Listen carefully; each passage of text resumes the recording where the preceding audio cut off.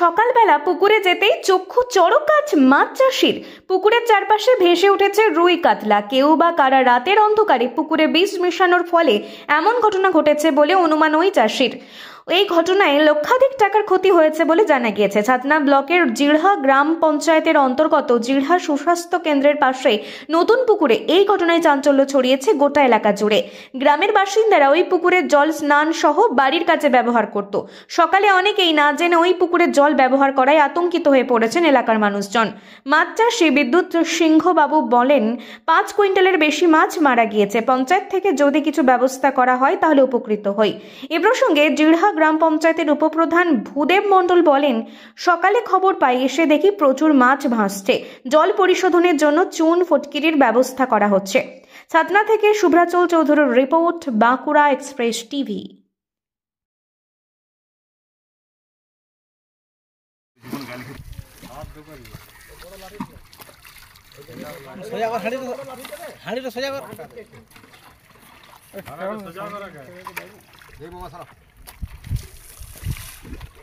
সকালে আমি খবর পাই, আমার খবর দেয় আসে দেখি প্রচণ্ড মাছ ভাসছে এবং কিছু জলে তলিয়ে যাচ্ছে এবং দেখি জলটা বিষের গন্ধ করে। কি কারণে হলো মনে করছেন? কারণ কোনো বোঝা যাচ্ছে না। আমাদের এই এলাকা তো কেউ কারো কোনো দিক ক্ষতি কারো করে নাই। কী করি জলে কোনো কেউ বুঝতে পারছি না। মোটামুটি 5-6 কুইন্টাল মাছ হয় বছরে আমরা দেখি, পুরো মাছটাই নষ্ট হয়ে গেছে।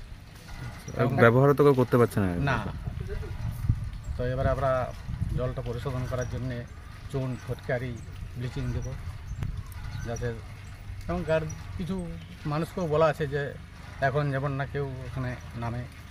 আমার নাম ভূদেব মণ্ডল। কি পদে আছে? আমি উপপ্রধান। স্যার, এখানে আমি একটা পুকুর চাষ করি। এই পুকুরে চাষ করে মাছ চাষ করছি দীর্ঘদিন ধরে, প্রায় 25 বছরের কাছাকাছি করছি।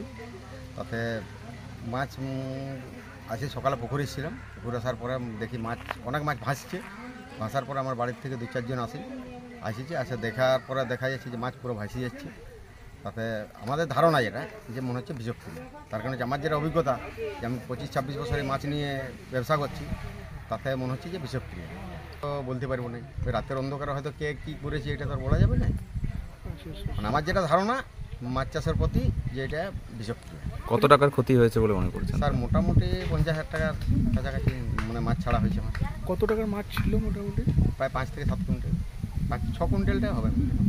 কিছু জাল দিয়ে মাছটা ধরা হচ্ছে, তাতে দেখা যাচ্ছে যে মোরা মাছ ছাড়া জীবন্ত মাছ ওঠেনি। পুকুরের জলে নামলে বাদে একটু মানে জ্বালা একটু ভাব আসছে না। ব্যবহার তেমনি করতাম, গ্রামে সবাই চান বাচ্চা টাচ্চাগুলো স্কুল যাওয়া যায়, বা বাসন টাসন ধোয়াধুয়ি মেয়েরা সব করে, কিন্তু এখন আপাতত বন্ধ করা হয়েছে এটা।